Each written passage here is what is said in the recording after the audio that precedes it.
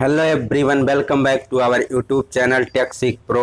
जैसा कि हम पिछले वीडियो में डिस्कस कर रहे थे सतीश धवन स्पेस सेंटर श्रीहरिकोटा के पेपर को, जिसकी एग्जामिनेशन डेट थी 29 अप्रैल 2018। ठीक, तो इस पेपर में हमने 26 क्वेश्चन तक डिस्कस कर लिए थे। तो 27 क्वेश्चन से हम आज आगे स्टार्ट करेंगे। और यदि अभी तक आपने विक्रम साराभाई स्पेस सेंटर के एग्ज़ाम सेंटर को सेलेक्ट करके सबमिट नहीं किया है तो 16 नवंबर से पहले आप अपने एग्ज़ाम सेंटर को सेलेक्ट करके आप अपना सबमिट कर दीजिए, अदरवाइज आपका एडमिट कार्ड डाउनलोड नहीं होगा। ठीक, तो चलिए स्टार्ट करते हैं आज की वीडियो। आज की वीडियो का अपना सबसे पहला क्वेश्चन क्या है, जैसा कि हमने लास्ट क्वेश्चन डिस्कस किया था नेक्स्ट वीडियो में, क्या था उसमें, Izod and Charpy machine are related to which test. जो आई जोड़ एवं चारपी मशीन होती है किस परीक्षण से संबंधित हैं, तो बेसिकली इम्पैक्ट टेस्ट के लिए प्रयोग की जाती है। ठीक, इसमें हम क्या करते हैं, आई जोड़ और चारपी मशीन के द्वारा इम्पैक्ट टेस्ट किया जाता है कि कोई हमारा मटेरियल है वो कितना इम्पैक्ट सडन लोड को मीन्स एब्जॉर्ब कर सकता है। ठीक, एक हिसाब से कह सकते हैं तो हम मटेरियल की टफनेस, ठीक, टफनेस की टेस्टिंग के लिए हम क्या करते हैं, आई जोड़ और चारपी मशीन्स का यूज करते हैं। ठीक, चलते हैं नेक्स्ट क्वेश्चन की तरफ। 27 नंबर इसमें पूछा गया है, the area of an ellipse with semi major axis A and semi major axis B. कोई एक हमारा इलिप्स है, दीर्घ वृत्त है, उसका अर्ध दीर्घ अक्ष मीन जो सेमी दीर्घ अक्ष है ए है और सेमी लघु अक्ष है बी है, तो उसका क्षेत्रफल क्या होगा। तो आपको पता होना चाहिए, जब कोई हमारा वृत्त होता है, ठीक, वृत्त को ही थोड़ा क्या कर देते हैं, फ्लैट कर देते हैं, सपाट कर देते हैं, तो ये किसका रूप ले लेता है, ये एक दीर्घ वृत्त का आकार ले लेता है। कुछ इस प्रकार से हमारा दीर्घ वृत्त होता है, जिसमें हमारे बेसिकली दो एक्सिस होती हैं, ये होता है हमारा माइनर एक्सिस, ठीक, और ये होता है हमारा मेजर एक्सिस। ठीक है, तो माइनर एक्सिस को यहाँ पर किससे प्रदर्शित किया गया है, तो माइनर एक्सिस को बी से और मेजर एक्सिस को ए से प्रदर्शित किया। लेकिन ध्यान देना होगा, ये सेमी मीन्स आधा, मीन्स ये आधा जो हमारा मेजर एक्सिस है इसका क्या दिया गया है, मीन्स लेंथ, ये दिया गया आपको ये है। ठीक, मीन्स यहाँ से लेकर के यहाँ के बीच की दूरी क्या है, ये है। और सेमी माइनर एक्सिस मीन्स ये वाली डिस्टेंस कितनी है, तो ये वाली डिस्टेंस हमें क्या दी गई है, सॉरी बी दी गई है। कितनी दी गई है, ये वाली डिस्टेंस हमें यहाँ से लेकर के यहाँ तक कितना दिया गया है, बी दिया गया है। अब हम किसी भी सर्किल का क्षेत्रफल कैसे निकालते हैं, तो सर्किल का क्षेत्रफल निकालने के लिए, एरिया निकालने के लिए हमारे पास फार्मूला होता है पाई आर स्क्वायर। ठीक है, जहाँ पर आर क्या होता है, रेडियस होता है। तो जो हमारा इलिप्स है इसमें हम कह सकते हैं बेसिकली हमारे पास दो रेडियस है, एक हमारा ये है मीन्स ये माइनर एक्सिस है और एक हमारा मेजर एक्सिस है, तो वही हम प्रयोग कर लेंगे। सेम फार्मूला सर्किल का, तो पाई के स्थान पर पाई ही रहेगा, एक आर के स्थान पर इस हम आर स्क्वायर को क्या लिख सकते हैं, आर इंटू आर के रूप में लिख सकते हैं। तो एक आर की जगह हम ए लिख देंगे, दूसरे आर की जगह बी लिख देंगे, तो हमारा एरिया क्या हो जाएगा, टोटल पाई ए बी निकल के आ जाएगा। पाई ए बी किस ऑप्शन में है, तो फर्स्ट ऑप्शन में हमें मिल जाता है पाई ए बी। तो ऐसा दीर्घवृत्त जिसका सेमी मेजर एक्सिस ए और माइनर एक्सिस बी हो, तो उसका एरिया क्या हो जाएगा, पाई ए बी निकल के आ जाएगा। आशा करते हैं ये आपको क्लियर हो गया होगा। ये हो गया हमारा सेमी मेजर, ये हो गया हमारा सेमी माइनर। ठीक, और वृत्त का फार्मूला हमें प्रयोग करना है, निकल करके आ जाएगा। Next 28 number question, the area of rectangular field is 150 square unit and the perimeter is 50 unit, its dimension are. कोई एक क्या है, आयताकार कोई हमारा एक खेत है या कुछ भी कह लीजिए, कोई एक हमारा आयताकार मैदान है, इसका दिया गया है जो क्षेत्रफल है, एरिया कितना दिया गया है, 150 स्क्वायर मीटर दिया गया है। साथ ही साथ जो इसका पेरीमीटर है, जो इसका परिमाप है कितना दिया गया है, 50 यूनिट में, जो ये परिमाप है टोटल कितना दिया गया है, 50 यूनिट दिया गया है। तो हमें पता लगाना है इसके डायमेंशन मीन्स इसकी लेंथ और ब्रेथ कितनी होगी। तो आपको कंफर्म होना चाहिए, जो हम एरिया निकालते हैं तो एरिया निकालने का फार्मूला क्या होता है, लेंथ इंटू ब्रेथ होता है, मीन्स लंबाई गुणे चौड़ाई। ये कितना दिया गया है, ये हमें दिया गया है 150 यूनिट। और यहाँ पर जब हम क्या निकालते हैं, यहाँ पर जब हम आयत का, किसी भी आयत का जब हम क्या निकालते हैं, पेरीमीटर निकालते हैं, तो पेरीमीटर मीन्स उसका परिमाप निकालने के लिए फार्मूला क्या होता है, दो ब्रैकेट में लंबाई प्लस क्या होता है, चौड़ाई होता है। तो ये बराबर किसके हो जाएगा, हमारा 50 के बराबर हो जाएगा। अगर हम इस 50 को क्या करें, 2 से डिवाइड कर दें, तो length into breadth means length plus breadth बराबर हमारी कितनी आ जाएगी, 25 निकल के आ जाएगी। तो अगर आप यहाँ ऑप्शन से मैच करें, एलिमिनेट मेथड लगाएं, तो यहाँ पर कौन से ऐसे दो यहाँ पर जोड़े हैं जिनका अगर गुणनखंड किया जाए तो 150 आ जाए और इनका अगर हम योग करें तो कितना आ जाए, 25 आ जाए। आप इसी मेथड से क्या कर सकते हैं, इस क्वेश्चन को सॉल्व कर सकते हैं। तो यहाँ पर अगर हम पहले वाले को देखें तो 75 और 2 जोड़ेंगे तो ये 75 में 2 जोड़ने बहुत ज़्यादा हो जाएगा। 50 और 3 ये भी नहीं मैच करेगा। 3 और 5 मीन्स 30 और 5 ये भी नहीं मैच करेगा। जो हमारा लास्ट डी नंबर ऑप्शन है 10 + 15, अगर इसको हम जोड़ते हैं तो कितना हो जाता है, 25 हो जाता है। और 10 और 15 को हम गुणा करते हैं तो कितना हो जाता है, 150 हो जाता है। तो हमारा ऑप्शन नंबर कौन सा सही हो जाएगा, ऑप्शन नंबर डी यहाँ से सही हो जाएगा। चलते हैं नेक्स्ट आप क्वेश्चन की तरफ। 29 नंबर में क्या पूछा गया है, यहाँ पर पूछा गया है railway lines 25 metre long are being laid when the temperature is 15 degree Celsius, gap of 1.8 centimetre are being left between them if alpha equal to 12 into 10⁻⁻6 per degree Celsius, then temperature at which they will touch each other। कोई दो हमारी railway लाइनें means जो rail की पटरी होती हैं, आपको पता है ज़्यादातर ये किस मौसम में जोड़ी जाती हैं, सर्दियों के मौसम में जोड़ी जाती हैं। ठीक है, तो यहाँ पर आप देख पा रहे हैं ये हमारी क्या है, रेलवे लाइन है। इसको हमने जोड़ा, कनेक्ट किया, तो जब हम ये टोटल इसकी लेंथ कितनी है, 25 मीटर लेंथ इसकी टोटल दी गई है। जब हम इसको कनेक्ट कर रहे हैं तो यहाँ पर हमने गैप कितना छोड़ दिया है, 1.8 सेंटीमीटर का गैप छोड़ दिया है। जब इसको हम जोड़ रहे थे तो टेम्परेचर हमारा कितना था, 50 डिग्री सेल्सियस था। तो यहाँ पर पूछा गया है जब एक गर्मी के मौसम में लाइनें फैलेंगी या गैप को भरेंगे तो उस समय टेम्परेचर कितना होगा, हमें यही बेसिकली यहाँ से क्या करना है, निकालना है। ठीक, तो चलिए इस क्वेश्चन को हम डिटेल में समझ लेते हैं। यहाँ पर बेसिकली एक्सपेंशन ऑफ सॉलिड का फार्मूला लगेगा।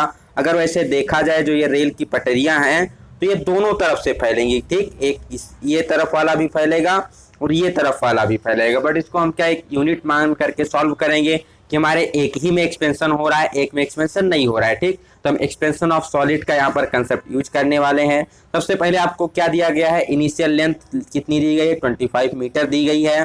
जोड़ते इसमें टेम्परेचर मीन्स θ1 हमारा कितना है, 15 डिग्री सेल्सियस दिया गया है। उनके बीच में गैप कितना छोड़ा गया है, तो 1.8 सेंटीमीटर है। तो यहाँ पर चूंकि हमारी इनिशियल लंबाई मीटर में दी गई है, इसलिए हम यहाँ क्या करेंगे, जो हमारे पास गैप 1.8 सेंटीमीटर है इसको भी हम क्या करेंगे, मीटर में कन्वर्ट करेंगे। तो 1.8 को मीटर में कन्वर्ट करने के लिए हमने मल्टीप्लाई किया 10⁻⁻2 से। इस पॉइंट को हटाए तो यहाँ पावर -1 और बढ़ गया, तो टोटल क्या हो गया, 10⁻³ हो गया, मीन्स 18 इंटू 10⁻³ मीटर हो गया। अल्फा हमें दे रखा है, मीन्स अल्फा जो लीनियर कॉफिशिएंट है एक्सपेंशन का वो हमें दे रखा है कितना, 12 इंटू 10⁻⁻6 पर डिग्री सेल्सियस।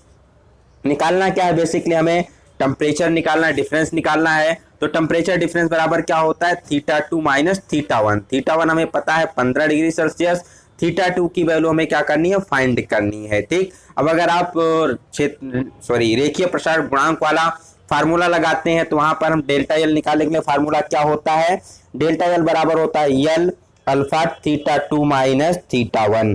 क्या हो जाता है, एल अल्फा θ2 - θ1 यहाँ से निकल के आ जाता है। तो हमें निकालना क्या है, θ2 - θ1 निकालना है, तो बराबर हो जाएगा delta L upon L into alpha.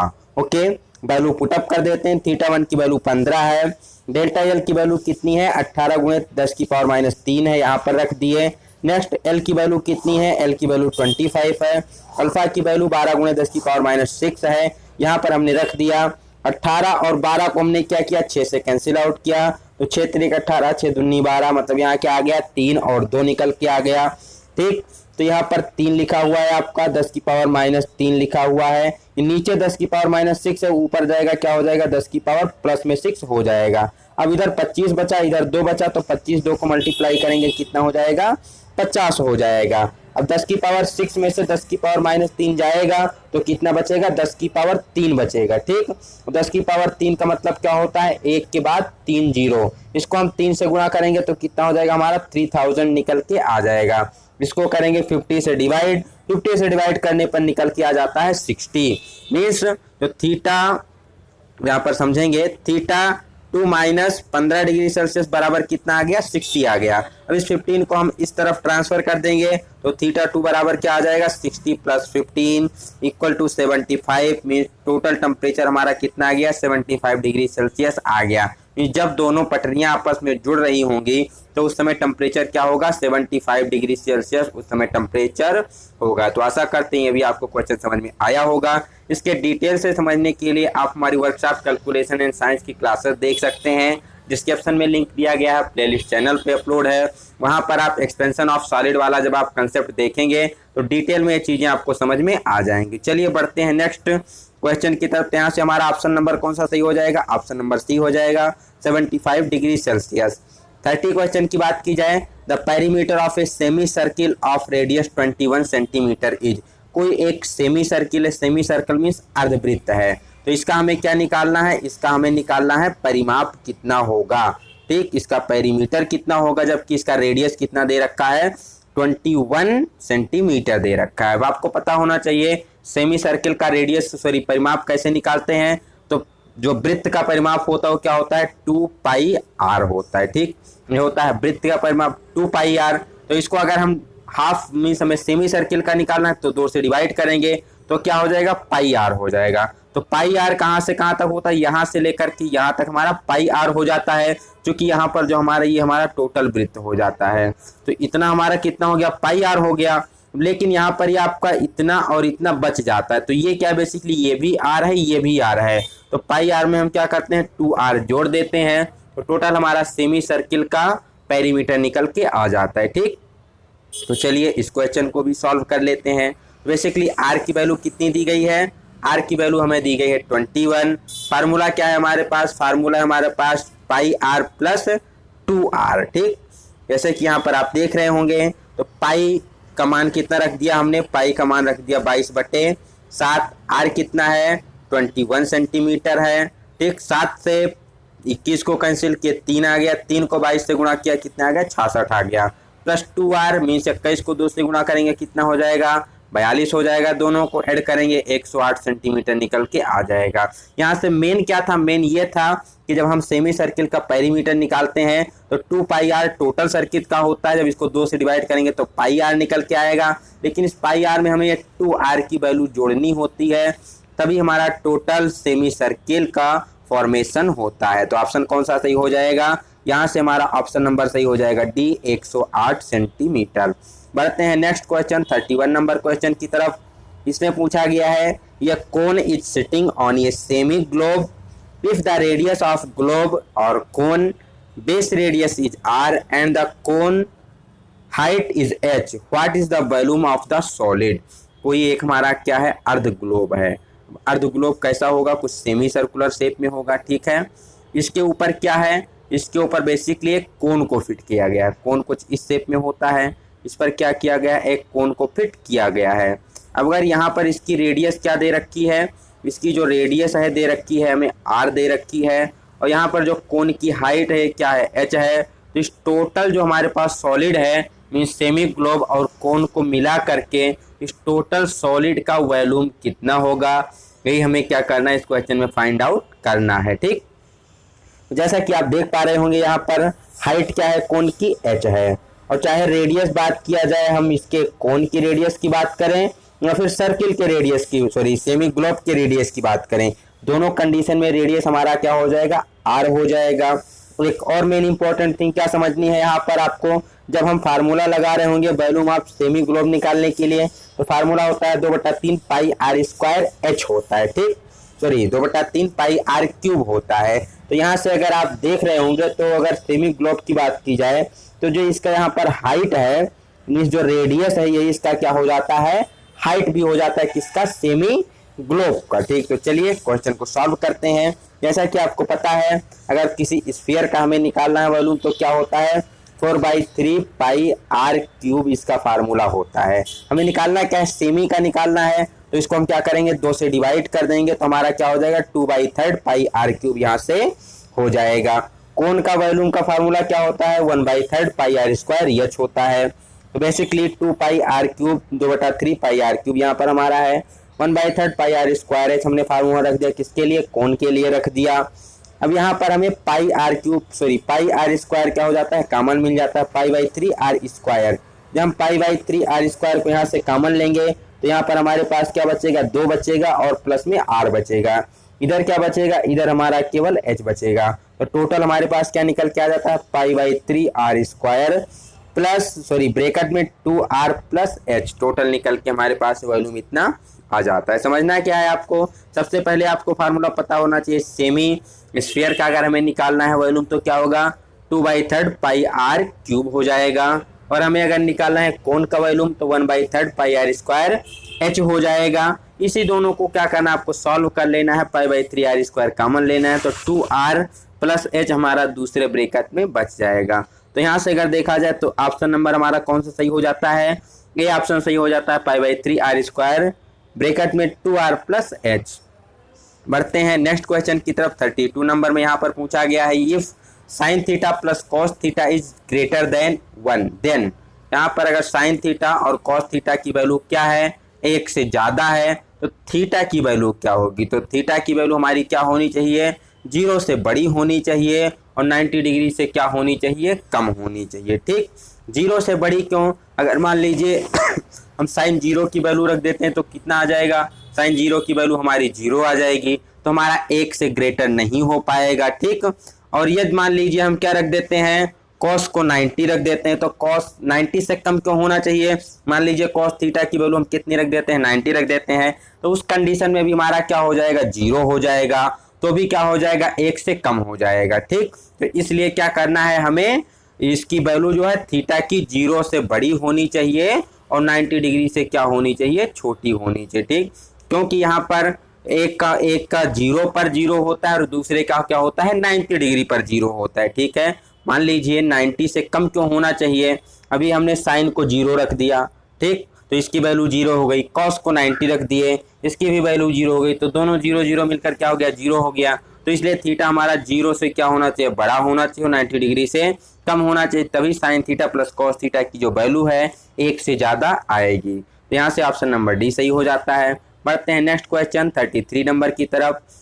The word oxidation means, ऑक्सीकरण का क्या अर्थ होता है, तो बहुत जनरल टर्म है। बेसिकली जो हमारा कोई भी मेटल होता है, जब हम उसको बाहर काफ़ी समय के लिए खुले वायु में छोड़ देते हैं तो क्या होता है, वो ऑक्सीजन से रिएक्ट करके अपने ऊपर एक ऑक्साइड की लेयर बना लेता है, परत बना लेता है, तो उसी को क्या कहते हैं, हम ऑक्सीडेशन के नाम से जानते हैं, जिसका आप मैकेनिकल नाम देखा जाए तो संक्षारण भी कहते हैं, कोरोजन जिसे कहते हैं। तो यहाँ पर बेसिकली होता क्या है, जो भी हमारे मेटल होते हैं उसमें जो फ्री इलेक्ट्रॉन्स होते हैं, मीन्स जो फ्री इलेक्ट्रॉन्स उसमें होते हैं सब्सटेंस में, वो क्या करते हैं, ऑक्सीजन के साथ रिएक्ट करते हैं, जो ऑक्सीजन के फ्री इलेक्ट्रॉन होते हैं उसके साथ रिएक्ट करके एक ऑक्साइड फॉर्म करते हैं। ठीक, O2X आपका जो भी मेटल है ऑक्साइड फॉर्म करते हैं, तो वही बेसिकली क्या कहलाती है, ऑक्सीडेशन कहलाती है। तो ऑप्शन कौन सा सही हो जाएगा, combination of free oxygen with substance, जो किसी भी पदार्थ के साथ जो मुक्त ऑक्सीजन है वो दोनों जो आपस में रिएक्ट करते हैं तो ये क्या होता है, ऑक्सीडेशन कहलाता है।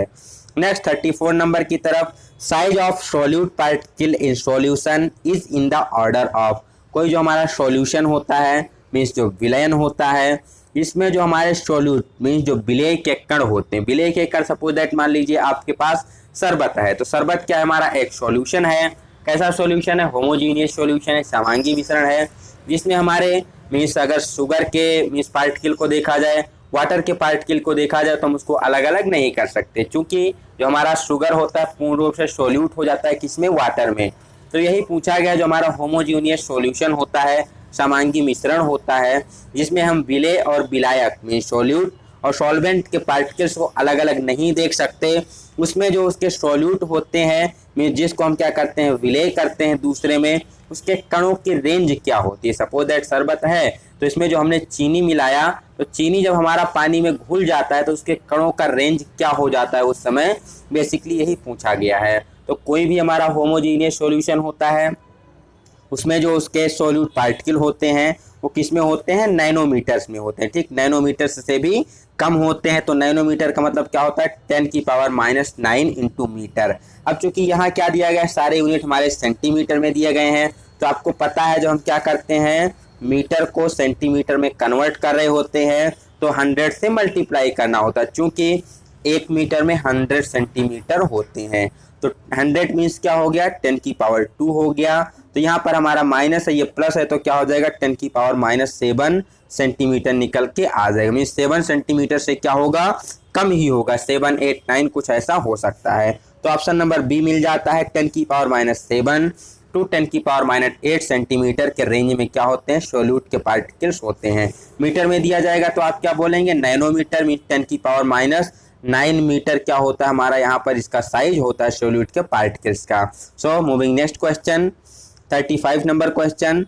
The time period of a simple pendulum depend upon, जो साधारण पेंडुलम होता है उसकी समय अवधि किस पर निर्भर करती है। तो सिंपल पेंडुलम का मीन्स मान लीजिए आपका कोई क्या है, मीन्स जहाँ से हमने पेंडुलम को लटकाया है यहाँ पर आपका कोई ये मीन्स पेंडुलम का बॉब होता है, तो ये क्या कर सकता है, फ्रीली कुछ इस प्रकार के पाथ पर ये क्या करता है, मूव करता है। ठीक, टू एंड फ्रो मोशन ऐसे कर रहा होता है। तो पूछ रहा है यहाँ पर जो इसकी पेंडुलम की समय अवधि होती है, टाइम पीरियड होता है, ये किस पर डिपेंड करता है। तो आपको क्लियर होना चाहिए टाइम पीरियड का फार्मूला क्या होता है।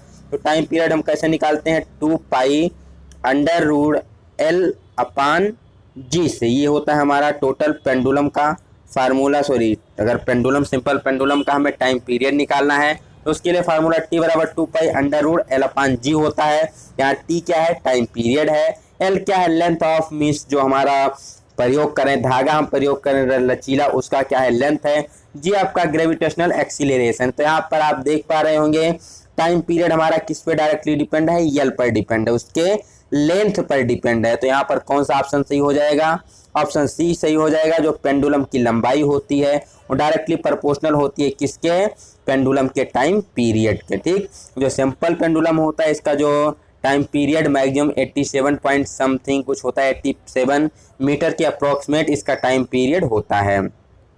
चलते हैं नेक्स्ट क्वेश्चन 36 नंबर की तरफ।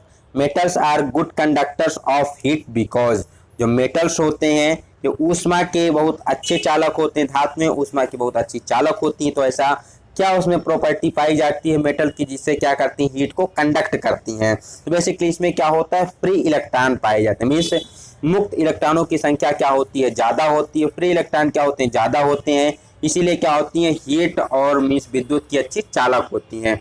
आपने पढ़ा होगा इलेक्ट्रिसिटी में, बेसिकली इलेक्ट्रिसिटी क्या होती है, मूवमेंट ऑफ इलेक्ट्रॉन, जो इलेक्ट्रॉन का फ्लो होता है वही क्या कहलाती है, मीन्स इलेक्ट्रिसिटी होती है। तो जस्ट सेम जो हमारी हीट होती है किसके द्वारा ट्रांसफर होती है, जैसा कि आपने पढ़ा होगा जब हम सॉलिड को पढ़ रहे थे, सॉलिड में मतलब हीट का मतलब पढ़ रहे थे, उसमें ट्रांसफॉर्मेशन कैसे होता है। तो कोई भी हमारा सॉलिड होता है बहुत सारे इसमें पार्टिकल्स होते हैं, मीन्स उसमें वो क्या करते हैं, एक दूसरे पास वाले पार्टिकल को हीट ट्रांसफर करते रहते हैं। सेम जो हमारा कोई मेटल होता है तो उसमें जो आउटर मोस्ट सेल होते हैं उसमें कुछ फ्री इलेक्ट्रॉन पाए जाते हैं। ठीक, मान लीजिए आप सोडियम की बात करें तो सोडियम पे क्या होता है, एक फ्री इलेक्ट्रॉन हमारा बाहर होता है, तो वही क्या करता है, हीट को कंडक्ट करने का काम करता है। ठीक, इसी प्रकार जो आपने देखा होगा कापर, कापर क्या होता है, मीन्स ये भी क्या होता है, एक हीट का कंडक्टर होता है। इसके भी आउटर मोस्ट सेल में क्या होते हैं, फ्री इलेक्ट्रॉन पाए जाते हैं, तो जिसकी वजह से क्या करते हैं, हीट को कंडक्ट करने का काम करते हैं। तो धातुएं अच्छी चालक क्यों होते हैं, क्योंकि उनके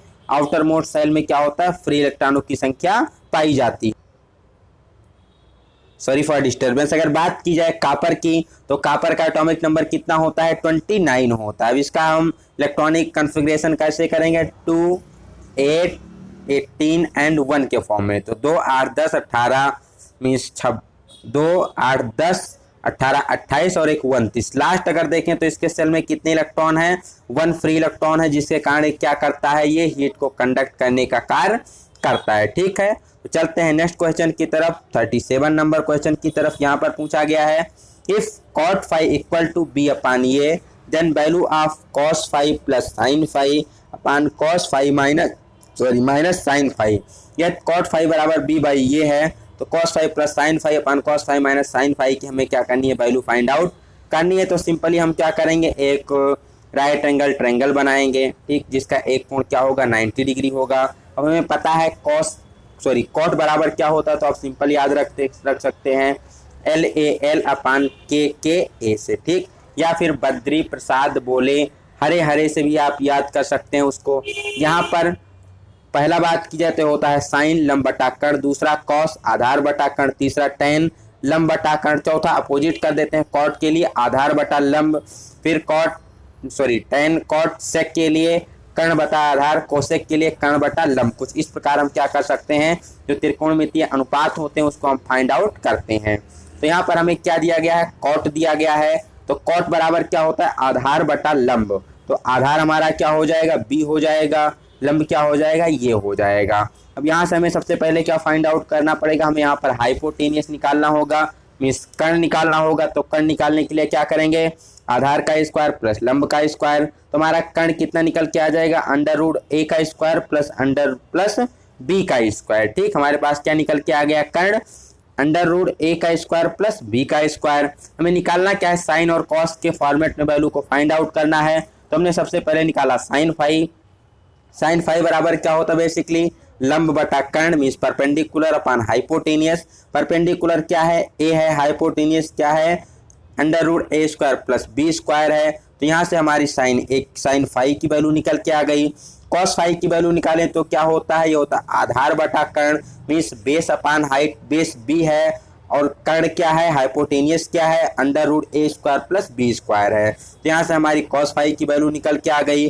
तो हम क्या करेंगे, पहले sine phi plus cos phi की वैल्यू निकालेंगे। तो sine phi plus cos phi की वैल्यू निकालेंगे तो कितनी आ जाएगी, a plus b upon √a square plus b square निकल के आ जाएगा। चूंकि इसका बेस क्या है, इक्वल है, तो हम क्या करेंगे, जो हमारे ऊपर मीन्स जो डिनोमिनेटर क्या है वो इक्वल है, तो नॉमिनेटर को हम क्या करते हैं, आपस में ऐड कर लेते हैं। हर हमारे बराबर हो तो अंश को आपस में क्या कर लिया जाता है, जोड़ लिया जाता है। Same to same cos phi minus sine phi की वैल्यू निकालेंगे तो यहाँ पर हमारा ऊपर क्या हो जाएगा, b माइनस ये हो जाएगा। इसको जब हम फार्मूले में पुटअप करेंगे, हमें वैल्यू किसकी निकालनी है, उसमें जब पुटअप करेंगे तो हमें वैल्यू निकालनी है cos phi plus sine phi upon cos phi minus sine phi. जब हम वैल्यू पुटअप करते हैं तो √a square plus b square से √a square plus b square cancel हो जाता है। ऊपर बचता है a प्लस बी, नीचे बचता है b माइनस ये। a प्लस बी को हम क्या लिख सकते हैं, b प्लस ये लिख सकते हैं, नीचे b माइनस ये बचा हमारा। तो आशा करते हैं क्वेश्चन आपको समझ में आया होगा। सबसे पहले क्या करना था, आपको राइट एंगल ट्रायंगल बनाना था। उस राइट एंगल ट्रायंगल में आपको बेस पता था, आपको परपेंडिकुलर पता था, आपको क्या करना था, हाइपोटेनियस की वैल्यू फाइंड आउट करनी थी, then cos phi sine phi की वैल्यू फाइंड आउट करनी थी, देन आपको फार्मूले में पुटअप कर देना था। सिंपली आपका आंसर निकल के आ जाएगा। यहाँ से ऑप्शन नंबर ए सही हो जाएगा, b प्लस ए अपान b माइनस ए। चलते हैं नेक्स्ट क्वेश्चन 38 नंबर की तरफ। 38 में क्या पूछा गया है, the length of shadow of 10 metre height tree if the angle of elevation of the sun is 30 degree. यदि सूर्य का उन्नयन कोण 30 डिग्री है तो 10 मीटर ऊंचाई वाले पेड़ की छाया की लंबाई कितनी होगी। कोई हमारा क्या इस प्रकार का कोई हमारा ये पेड़ है जिसकी ऊंचाई कितनी है, 10 मीटर इसकी ऊंचाई दी गई है। अब ये पेड़ है तो इसका शैडो कहाँ बनेगा, इसका शैडो यहाँ पर बनेगा। तो जो शैडो है, शैडो के एंड पॉइंट से देखें तो हमारा उन्नयन कोण कितना है, 30 डिग्री है। उन्नयन कोण मतलब जब हम ऊपर की तरफ देखते हैं, अवनमन क्या होता है जब नीचे की तरफ देखते हैं। जब हम ऊपर की तरफ देखते हैं एंगल कितना है, 30 डिग्री। तो हमें निकालना है कि शैडो की मतलब लेंथ कितनी होगी। तो यहाँ से इसके हमारे पास दो मेथड होते हैं सॉल्व करने के, दोनों का हम 1 बाय 1 देख लेते हैं। जो हमारे पास सबसे पहला मेथड होता है, सबसे पहला मेथड क्या होता है हमारे पास, यहाँ पर सिंपली आपको एक राइट एंगल ट्रायंगल बनाना होगा जिसमें आपको ये जो ट्री की लेंथ है ये दी गई है, 10 मीटर हाइट दी गई है, एंगल आपको कितना दिया गया है, 30 डिग्री दिया गया है। इसको फाइंड आउट करना है, मान लीजिए x हो गया, ठीक। तो यहाँ पर देखा जाए तो रेशियो किसके बीच फाइंड आउट करना है, यहाँ पर आपको यहाँ हमारा परपेंडिकुलर हो जाता है, ये बेस हो जाता है। तो बेस और परपेंडिकुलर का रिलेशनशिप किस में आता है, तो tan में आता है। तो इसलिए हम फार्मूला लगाएंगे tan 30 डिग्री, डिग्री कितना दिया गया यहाँ पर 30 डिग्री दिया है, तो tan 30 डिग्री बराबर क्या हो जाएगा, परपेंडिकुलर अपान बेस। परपेंडिकुलर क्या है यहाँ पर 10 दिया गया है, बेस कितना हमने x माना है, और tan 30 डिग्री की वैल्यू कितनी होती है, तो tan 30 डिग्री की वैल्यू हमारी हो जाती है 1/√3। जब इसको हम क्या करेंगे, क्रॉस मल्टीप्लाई करेंगे तो x बराबर आ जाएगा 10√3, ठीक। तो यही हमारा आंसर हो जाएगा 10√3। अगर इसकी वैल्यू निकाली जाए तो 10 हो जाएगा, √3 की वैल्यू 1.732, तो टोटल निकल के आ जाएगा 17.32 समथिंग यहाँ पर निकल के आ जाएगा, ठीक, 17.32। ये था हमारा लॉन्ग मेथड जिसमें हमको सॉल्व करना था, साइन कॉस tan लगाना था। शॉर्ट मेथड हमने पिछले वीडियो में बताया था आपको सॉल्व करने के लिए कि हम ट्रिग्नोमेट्री को, हाइट एंड डिस्टेंस को कैसे सॉल्व करते हैं इजीली। जब भी हमारा क्या हो, कोई एक राइट एंगल ट्रायंगल बन रहा हो, ठीक, ध्यान से देखिएगा, जब भी हमारा क्या हो, कोई एक राइट एंगल ट्रायंगल बन रहा हो। तो यहाँ पर क्या होता है, ये कोण हमें 90 डिग्री पता होता है। एक एंगल हम मान लेते हैं कितना हो जाएगा, 30 हो जाएगा, और दूसरा एंगल कितना हो जाएगा, 60 हो जाएगा। मैक्सिमम जो कंडीशन होती है 30 और 60 डिग्री की ही दी जाती है, ठीक। तो यहाँ पर सबसे छोटा एंगल कौन है, 30 डिग्री है। तो सबसे छोटे एंगल की जो सबसे सामने की भुजा होती है वो छोटी होती है। मान लीजिए इसको हम मान लेते हैं ए भुजा है हमारी, ठीक है। 60 डिग्री 30 से थोड़ा बड़ा है तो इसकी वैल्यू क्या हो जाती है, थोड़ी बड़ी हो जाती है। मीन्स ये √3 ए वैल्यू इसकी हो जाती है, कितनी, √3 ए हो जाती है। नेक्स्ट हमारा 90 डिग्री जो सबसे बड़ा एंगल है तो इसकी वैल्यू सबसे ज्यादा हो जाएगी, 2a हो जाएगी, ठीक। तो यही आपको शो किया गया। यहाँ पर 30 डिग्री के सामने की भुजा क्या हो जाएगी, ए हो जाएगी। 60 डिग्री के सामने की भुजा √3a होती है, और 90 डिग्री के सामने की भुजा 2a होती है। जैसे जैसे एंगल बढ़ता जाएगा वैसे वैसे भुजा भी बढ़ती जाती है। अगर आप इसको याद कर लेंगे तो बहुत ही कम समय में आप हाइट एंड डिस्टेंस के क्वेश्चन को सॉल्व कर सकते हैं बिना पेन और पेपर के, ठीक। तो यहाँ पर हमें दिया गया है जो 30 डिग्री के सामने की भुजा कितनी है, 10 है, और ये मतलब 10 क्या है, ए बराबर हो गया हमारा 10 हो गया। हमें निकालना क्या था, हमें निकालना था 60 डिग्री के सामने वाली की भुजा। तो 60 डिग्री के सामने वाली की भुजा क्या होती है, √3 होती है। √3 मीन्स डायरेक्टली हमारा 10 √3 हो जाएगा। अगर आपको कैलकुलेशन करना है तो 17.3 हो जाएगा। मान लीजिए हाँ, अगर आपको हाइपोटेनियस भी निकालना होता तो कितना हो जाता, वो 2a हो जाता। 2a के लिए कंडीशन क्या थी, हमारा आंसर कितना निकल के आ जाता, 20 निकल के आ जाता। तो आशा करते हैं आपको शॉर्ट ट्रिक भी पसंद आई होगी। अगर आपको पसंद आया हो तो चैनल को लाइक जरूर कीजिएगा, वीडियो को लाइक कीजिएगा, चैनल को शेयर और सब्सक्राइब जरूर कीजिएगा अपने फ्रेंड के बीच, जिससे उन्हें भी क्या मिल सके, इसका बेनिफिट मिल सके। और जब आप लोग वीडियो को लाइक करते हैं, चैनल को सब्सक्राइब करते हैं, तो इससे भी हमें एक मोटिवेशन मिलता है। तो यहाँ से ऑप्शन कौन सा सही हो जाएगा, डी 10√3 आंसर सही हो जाएगा। बढ़ते हैं नेक्स्ट 39 क्वेश्चन की तरफ। Which is the false reading measured from 0 to 25 mm metric micrometer. जो हमारा मेट्रिक माइक्रोमीटर जिसकी रेंज 0 से 25 mm दी गई है, यहाँ पर इसके द्वारा कौन सी ली गई रीडिंग क्या है, गलत है। तो सबसे पहले आपको क्लियर होना चाहिए जो माइक्रोमीटर होता है इसकी एक्यूरेसी में लीस्ट काउंट कितना होता है, 0.01 mm होता है, ठीक है। मीन्स ये 10 माइक्रोन की एक्यूरेसी में क्या कर सकता है, किसी भी साइज को मेजर कर सकता है। तो देखा जाए पहला ऑप्शन 20.2 मेजर कर सकते हैं, 20.220 ये भी मेजर कर सकते हैं, 20.022 ये मेजर नहीं कर सकते। क्यों, क्योंकि यहाँ पर क्या दिया गया है 20.022। अगर देखें तो ये दशमलव के थर्ड डिजिट तक जा रहा है, थर्ड डिजिट में 0.001 जा रहा है। ये 1 माइक्रोन की एक्यूरेसी में दिया गया है, तो इसको हम माइक्रोमीटर के द्वारा मेजर नहीं कर सकते। माइक्रोमीटर के द्वारा 0.01 मीन्स 10 माइक्रोन की एक्यूरेसी में ही मेजर किया जा सकता है। फोर्थ ऑप्शन देखा जाए तो 20.210 इसको भी मेजर कर सकते हैं। तो यहाँ से कौन सा सही हो जाएगा, ऑप्शन सी सही हो जाएगा कि इसको हम मेजर नहीं कर सकते, इसकी एक्यूरेसी कितनी 1 माइक्रोन दी गई है। Next 40 number question, choose the correct formula to find diameter of job D in mm if the cutting speed B in metre per minute and revolution per n are given by. यहाँ पर basically हमें क्या करना है, हमें किसी भी job का जो हम डायमीटर निकालते हैं अकॉर्डिंग टू कटिंग स्पीड के फॉर्म में, तो उसके लिए फार्मूला क्या होता है। तो कटिंग स्पीड B बराबर हम जानते हैं क्या होता है, π/d/1000 हमारा होता है जब हमें कटिंग स्पीड किस में दी गई हो, मीटर पर मिनट में दी गई हो, ठीक। तो हम क्या करते हैं, π/1000 बेसिकली निकालते हैं। यहाँ पर अगर हमें d निकालना हो तो d क्या हो जाएगा, b/1000/πn हो जाएगा। तो किस ऑप्शन में दिया गया है देखेंगे, b/1000/πn। तो बेसिकली हमारे पहले ही ऑप्शन में मिल जाता है कि डायमीटर d बराबर क्या हो जाएगा, कटिंग स्पीड को हम गुणा करेंगे 1000 से अपान π/n हमारा क्या हो जाएगा, नीचे डिवाइड करने के लिए आ जाएगा। तो ऑप्शन बी में मिल जाता है। इस फार्मूले से आप कोई भी कैलकुलेट कर सकते हैं, चाहे कटिंग स्पीड निकालना हो हमें, चाहे फिर आपको कह लीजिए आरपीएम निकालना हो या ड्रिल का डायमीटर निकालना हो, तो तीनों क्या कर सकते हैं, हम इस फार्मूले से फाइंड कर सकते हैं। यहाँ पर कई बार पूछा जाता है यदि हमारा जो कटिंग स्पीड है, तो अगर यहाँ b बराबर π/d/n/60 दिया गया है तो कटिंग स्पीड की यूनिट क्या होगी, ठीक। तो यहाँ पर कटिंग स्पीड की यूनिट क्या हो जाती है, बेसिकली यहाँ पर हो जाती है मिलीमीटर पर सेकंड हो जाती है। क्या हो जाती है, मिलीमीटर पर सेकंड। यहाँ से यूनिट निकल के आ जाती है, आपको क्लियर होना चाहिए, ठीक। तो बढ़ते हैं नेक्स्ट क्वेश्चन की तरफ। ये कैसे होता है इसको देख लेंगे। बेसिकली यहाँ पर हम 1000 से डिवाइड क्यों करते हैं, तो 1000 को डिवाइड करते हैं हम मिलीमीटर को मीटर में बदलने के लिए, क्योंकि जो हमारा ड्रिल का डायमीटर दिया गया होता है मिलीमीटर में दिया गया होता है, तो 1000 से डिवाइड करके हम इसको क्या कर लेते हैं, मीटर में बदल लेते हैं। और बेसिकली हमारे पास जो आरपीएम है किस में दिया होता है, राउंड पर मिनट में दिया गया होता है, तो डेफिनेटली हमारा यूनिट किस में होता है, मिनट में होता है। अब 60 से डिवाइड है तो किस में हो जाएगा, सेकंड में आ जाएगा। चलते हैं नेक्स्ट 41 नंबर क्वेश्चन की तरफ।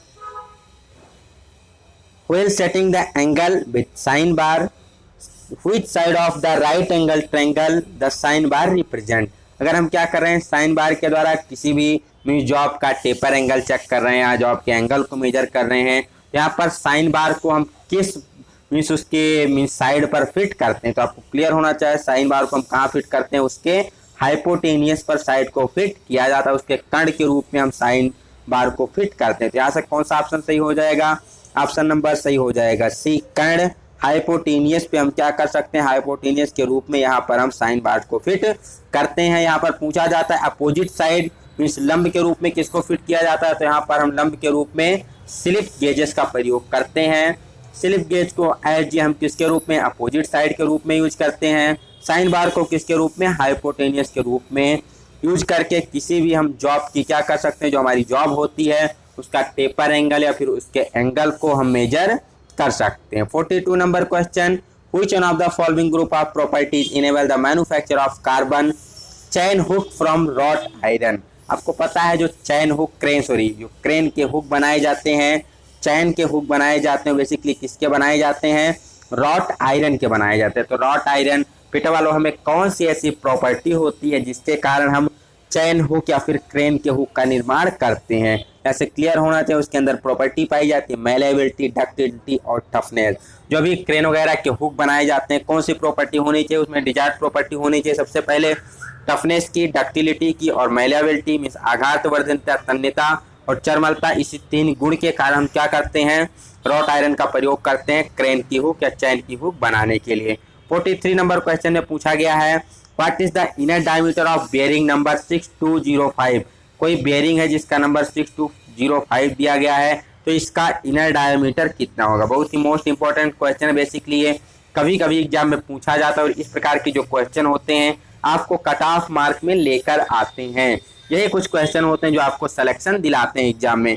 यहाँ से आप एक देख पा रहे हैं, एक सिंपल सी बेयरिंग दिखाई गई है आपको, यहाँ पर एक बॉल बेयरिंग यहाँ पर दिखाई गई। तो हमें क्या निकालना है, उसका इनर डायमीटर निकालना है। आपको पता है यहाँ पर कई सारी चीजें होती हैं। बात की जाए इनर डायमीटर क्या है, ये वाला जो हमारा डायमीटर होता है इसी को क्या कहते हैं, इनर डायमीटर के नाम से जानते हैं। तो हमारा इनर डायमीटर कितना होगा यही हमें निकालना है। आउटर डायमीटर कौन सा होता है, तो आउटर डायमीटर यहाँ से लेकर के बेसिकली यहाँ तक हो जाता है। और इसमें एक और चीज होती है थिकनेस, जो यहाँ पर इतना दिखाया गया कितने इस चौड़ाई की बेयरिंग होती है, इसको क्या कहते हैं, हम थिकनेस कहते हैं। तो कोई भी बेयरिंग का नंबर देकर के आपको 3 चीजें पूछी जाती हैं, इनर डायमीटर, आउटर डायमीटर और उसकी थिकनेस।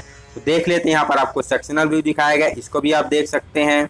चलिए देख लेते हैं किस बेयरिंग के लिए हमारा कौन सा इनर डायमीटर, कौन सा आउटर डायमीटर और कौन सा हमारा विड्थ या उसकी थिकनेस होती है। तो यहाँ पर सबसे पहले हमें दिया कौन सा गया है, हमें 6205 दिया गया है। तो इसके लिए हमारा इनर डायमीटर होता है 25 mm, आउटर डायमीटर 52 mm और विड्थ कितनी होती है, 15 mm इसकी विड्थ होती है। यहाँ पर कुछ और आपको बेयरिंग दी गई है जो ज़्यादा से ज़्यादा एग्जाम में पूछी जाती है, इसको आप स्क्रीनशॉट लेके सेव करके रख सकते हैं। 6200 की बात की जाए तो इसका inner dia 10, outer dia 30, width कितनी होती है 9 mm होती है। 6201 की बात की जाए, inner dia 12, outer dia 32, width 10 mm हो जाती है। 6202 की बात की जाए तो इनर डाया 15, आउटर डाया 35 और विड्थ कितनी हो जाती है 11 mm।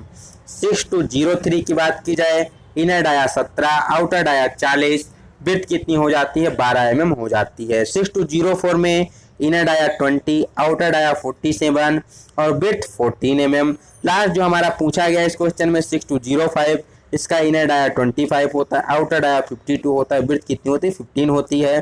तो ये सबको आप क्या कर सकते हैं, इनके बीच एक कोई रिलेशनशिप बिल्ड करके कोई शॉर्ट ट्रिक लगा के आप इसको याद रख सकते हो। शॉर्ट ट्रिक आप अपने अनुसार बिल्ड कर लीजिएगा, ठीक। तो आशा करते हैं ये भी क्वेश्चन आपको क्लियर हो गया होगा। यहाँ से हर एक क्वेश्चन में एक ना एक क्वेश्चन पूछ लिया जाता है, बेयरिंग का नंबर दे करके उसका इनर या आउटर डायमीटर पूछ लिया जाता है। तो यहाँ से कौन सा ऑप्शन सही हो जाएगा, डी सही हो जाएगा। 25 mm उसकी इनर डायमीटर होता है। Next 44 number question, snap gauge are use to. Snap gauge का प्रयोग किस लिए किया जाता है? सबसे पहले आपको पता होना चाहिए गेज क्या होता है। तो गेज हमारा एक चेकिंग इंस्ट्रूमेंट होता है जिसका प्रयोग मास प्रोडक्शन के दौरान हम कंपोनेंट के साइज को चेक करने के लिए प्रयोग करते हैं। बेसिकली अगर बात कीजिए स्नैप गेज की, कोई भी हमारा कंपोनेंट हो दिए गए लिमिट में है कि नहीं है, दिए गए साइज में है कि नहीं, उसको चेक करने के लिए हम क्या करते हैं, गेजेस का प्रयोग करते हैं। स्नैप गेज क्या होता है? बेसिकली इस सी के शेप पे पाया जाता है, ठीक कुछ इस प्रकार का शेप होता है स्नैप गेज का। इसके द्वारा हम क्या कर सकते हैं, इसके द्वारा किसी भी आउटर डायमीटर मीन्स कह सकते हैं कोई हमारी लेंथ है, कोई विड्थ है, हाइट है, उसको क्या करते हैं हम इस दोनों सी के फेसेस के बीच रख के चेक करते हैं, ठीक है। तो ये क्या करता है बेसिकली, पहला ऑप्शन देखा है टू चेक द थ्रेड को चेक नहीं करता। To check shaft and bore, shaft और बोर्ड को नहीं चेक करता, केवल आउटर डायमीटर चेक करता है, ठीक है। जॉस को समायोजित करने के लिए टू एडजस्ट द जॉस, ये भी नहीं करता है। नेक्स्ट बोर छिद्रों को पॉलिश करने के लिए टू पॉलिश बोर्ड होल। अगर यहाँ से देखा जाए तो हमारा कौन सा ऑप्शन सही हो जाएगा? वैसे जो हमारा स्नैप गेज होता है इसके द्वारा हम क्या कर सकते हैं, केवल आउटर डायमीटर चेक करते हैं, ठीक। बेसिकली शाफ्ट की जांच की जाती है। यहाँ से हमारा कोई ऑप्शन मैच नहीं कर रहा है, ठीक है। बेसिकली क्या है, ये क्वेश्चन हमारे एक हिसाब से थोड़ा सा गलत हो रहा है, बट ऑप्शन नंबर बी में हमें मिल जाता है कि स्नैप गेज का प्रयोग बेसिकली आउटर डायमेंशन, शाफ्ट के साइज को, उसके लिमिट, उसके लेंथ को, विड्थ को, हाइट को चेक करने के लिए किया जाता है। यहाँ बोर ना दिया जाए तो हमारा ऑप्शन नंबर कौन सा बी सही हो जाता है, क्योंकि अगर बोर वगैरह की साइज चेक करना है तो बेसिकली इसके लिए हम क्या प्रयोग करते हैं, प्लग गेज का प्रयोग करते हैं, ठीक। तो चलते हैं नेक्स्ट क्वेश्चन की तरफ, 45 नंबर क्वेश्चन की तरफ। इसमें पूछा गया है the property of a metal to absorb energy and plastically deform without fracturing is called. किसी धातु के ऊर्जा अवशोषण करने का गुण और बिना विभंग किए सुघट विरूपण में बदलने के गुण को क्या कहते हैं? मीन्स कोई हमारा मेटल है वो क्या कर सकता है, एनर्जी को एब्जॉर्ब कर सकता है और साथ ही साथ बिना फ्रैक्चर हुए वो अपने साइज में क्या कर लेता है, परिवर्तन कर लेता है। उसका मीन्स जो शेप साइज हो क्या हो जाता है, चेंज हो जाता है, मीन्स परमानेंट उसमें डिफॉर्मेशन हो जाता है। तो बेसिकली ये प्रॉपर्टी क्या कहलाती है? तो प्रॉपर्टी हमारी कहलाती है क्या, आपको क्लियर होना चाहिए, सॉरी फॉर डिस्टर्बेंस, किसी भी मेटल की जो एनर्जी अब्जॉर्ब करने की क्षमता होती है बेसिकली क्या कहलाती है, तो उसकी टफनेस कहलाती है। टफनेस किसी भी मेटल की वो प्रॉपर्टी होती है जिसके द्वारा हमें पता चलता है कि कोई भी हमारा मेटल डिफॉर्म होने से पहले, फ्रैक्चर होने से पहले क्या करता है, कितनी एनर्जी को एब्जॉर्ब कर सकता है, वही उसकी क्या कहलाती है, टफनेस कहलाती है, ठीक। चलते हैं नेक्स्ट क्वेश्चन की तरफ, 46 नंबर क्वेश्चन की तरफ। यहाँ पर पूछा गया है ये machine table is lifted by means of a double start screw thread which has a pitch of 5 mm। How many revolution are needed to lift the table to a height of 200 mm। कोई दो steel की screw rod हैं, ठीक, जिस पे double star thread काटी गई है। इसकी मीन्स पिच क्या है, तो इसकी पिच हमें 5 mm दी गई है। इसके द्वारा एक हम क्या कर रहे हैं, टेबल को उठा रहे हैं दो स्क्रू की सहायता से। तो यह टेबल को हमें 200 mm ऊपर उठाना हो तो उसके लिए कितने घूर्णन की आवश्यकता होगी? तो सबसे पहले आपको क्लियर होना चाहिए, यहाँ पर लीड बराबर क्या होता है, लीड बराबर होता है pitch into number of start. Pitch कितना दिया गया है, 5 mm दिया गया है। नंबर ऑफ स्टार्ट कितना है, तो नंबर ऑफ स्टार्ट हमें पता है, डबल स्टार्ट की थ्रेड काटी गई है, ठीक है। 2 से गुणा कर देंगे तो लीड हमारी कितनी आ जाएगी, 10 mm निकल के आ जाएगी। तो 10 mm लीड का मतलब क्या हुआ, जब हम स्क्रू को एक कंप्लीट रोटेशन देंगे तो कितना आगे बढ़ेगा, वो 10 mm आगे बढ़ेगा। और उसको टोटल आगे बढ़ना कितना है, टोटल उसको आगे बढ़ना है 200 mm। तो 200 अगर को हम 10 से डिवाइड कर देंगे तो कितना निकल के आ जाता है, 20 निकल के आ जाता है। मीन्स 20 राउंड में क्या होगा, वो टेबल को 200 mm लिफ्ट कर पाएगा। आशा करते हैं क्लियर हो गया होगा। सबसे पहले क्या आपको पिच दी गई है, साथ ही साथ नंबर ऑफ स्टार्ट दिया गया है कि कैसी थ्रेड है, डबल स्टार्ट थ्रेड है। तो इसका लीड निकालने के लिए आपको पिच को डबल से मल्टीप्लाई करना होगा, 10 हो जाएगा। इस लीड का मतलब क्या है कि पूरे एक राउंड के बाद तो टेबल को 10 mm ऊपर उठाएगी। तो 10 mm एक राउंड में उठाती है, तो 200 mm उठाने के लिए कितने राउंड लगाने पड़ेंगे, तो 200 mm उठाने के लिए उसे टोटल 20 राउंड लगाने पड़ेंगे, ठीक। चलते हैं नेक्स्ट क्वेश्चन की तरफ, 47 number. All metric pins have a taper ratio of. जो सभी मेट्रिक पिन होती है बेसिकली उस पर रेशियो कितना होता है, तो कोई भी पिन आपको एग्जाम में दी जाए, पिन पर रेशियो कितना होता है, 50:1 के रेशियो में पिन हमारी क्या की जाती है, मैन्युफैक्चर की जाती है।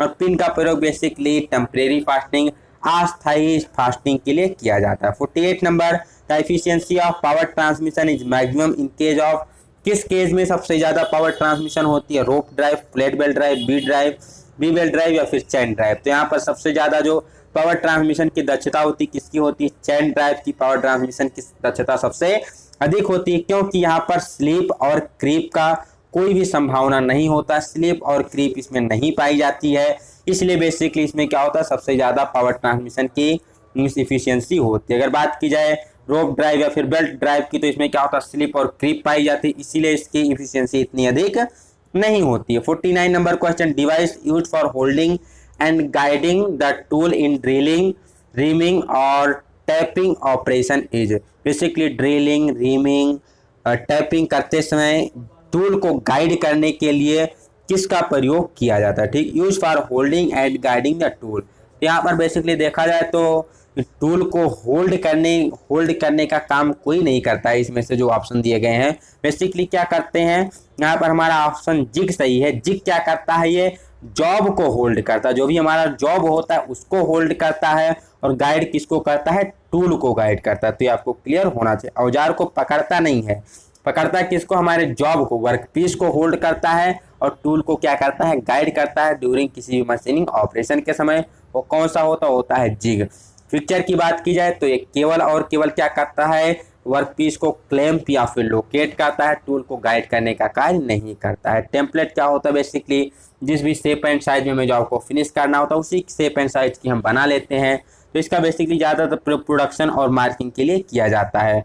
50 नंबर क्वेश्चन यहाँ पर पूछा गया है, generally bearing bush are made of, bearing bush किसके बनाए जाते हैं। तो बुश बेसिकली क्या होते हैं, जब हमें किसी भी बियरिंग को काफ़ी हाई स्पीड पर चलाना होता है, काफ़ी अधिक लोड पर चलाना होता है, तो वहाँ क्या कर सकते हैं हम, बियरिंग के अंदर एक पहले हम बुश फिट करके उस बुश के अंदर क्या करते हैं, बियरिंग को फिट करते हैं। तो बेसिकली बुश किसके बनाए जाते हैं, तो बुश गन मेटल के बनाए जाते हैं। तो आशा करते हैं ये सारे ऑप्शन आपको क्लियर हो गए होंगे।